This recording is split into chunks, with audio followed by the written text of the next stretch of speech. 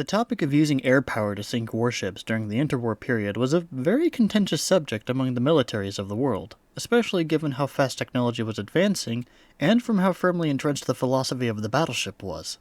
The very notion that something as small as an airplane could destroy a battleship was outrageous to those believing in battleship supremacy, and exciting to advocates of air power, leading to such spectacles as Billy Mitchell's test that began with the sinking of the battleship USS Indiana in 1920 by aircraft. Though the methods of it and following tests were and still are hotly debated due to controversy surrounding the procedures, the aircraft did succeed in sinking the several capital ships used as targets. In Japan, meanwhile, this topic was debated at length, with Admiral Isoroku Yamamoto being of the fervent belief that air power, properly utilized, was more than a match for warships. This belief was then manifested into a specification for a bomber of the Imperial Japanese Navy Air Service, submitted to Mitsubishi, and realized as the G4M Rico. For its time, the G4M Rico was unprecedented, being fast, long-ranged, and capable of carrying a considerable amount of ordnance in the form of bombs or torpedoes, and would serve with notable success in the early parts of World War II. Though introduced in 1935, it would only be 2 months later that another request was submitted for a successor to the Rico, the specifications of which were incredibly strict and geared to make an aircraft better in every way over the G4M, with more range, carrying heavier payloads, and at faster speeds. This specification, under the leadership of Kiro Honjo, would create the G4M Betty in little under 2 years, with the test flight occurring on October 23rd of 1939.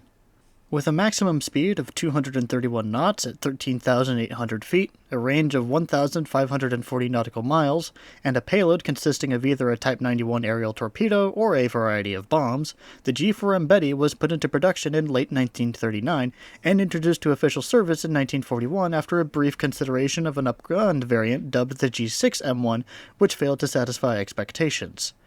Its first war sortie would be in September of 1940 against China in the Second Sino-Japanese War. The Betty would also participate in the opening act of Japan's invasion of the Southwest Pacific, bombing the Philippines while the Kido Butai was hitting Pearl Harbor on December 7, 1941.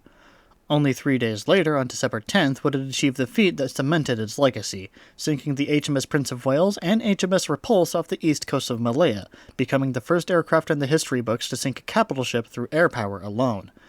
They would repeat the act again in 1943 with the USS Chicago, sinking it during the Battle of Rennell Island.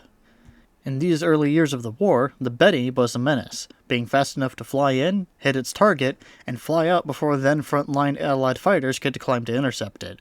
Even when they did, the Betty had a nasty array of defensive armaments, including a 20mm autocannon in the tail, which was atypical of its type. One problem, however, did plague the Betty, and many other aircraft of Imperial Japan, that being poor survivability for when they inevitably did take enemy fire. With no self-sealing fuel tanks and no armor of any kind, the Betty was a flying tinderbox prone to catching fire and incinerating itself. As the war progressed, even with the Bettys performing well, their loss rates rose considerably as advanced Allied aircraft entered frontline service. This would be highlighted during Operation Vengeance, where P-38s intercepted and shot down Admiral Isoroku Yamamoto's Betty over Bougainville Island, killing him and depriving Japan of one of its most capable leaders. Come the latter part of the war, the Betty was showing its age and killing its crews either in the oceans of the Pacific when it was shot down, or in great balls of fire from its unprotected fuel tanks.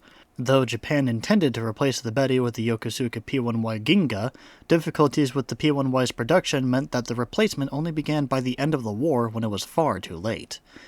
In the final months of the war, Bettys would be modified to act as motherships to the MXY-7 Oka rocket-powered kamikaze plane. When they attacked, they fell prey to Hellcats and Allied AAA fire en masse, with only 7 Allied ships recorded to be damaged or sunk by Okas by the end of the war. The Bettys themselves that launched the attacks rarely, if ever, returned to base after delivering their payloads.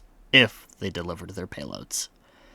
2,435 Bettys would be produced in its 6-year production span from 1939 to 1945, with all examples being retired with Japan's surrender in 1945. Not a single, whole, intact G4M Betty exists today, with only a handful of fuselage sections or wrecks being displayed by museums, with even more wrecks being left in their final resting places across the Pacific, including Admiral Yamamoto's Betty, tail number 323, on Bougainville Island.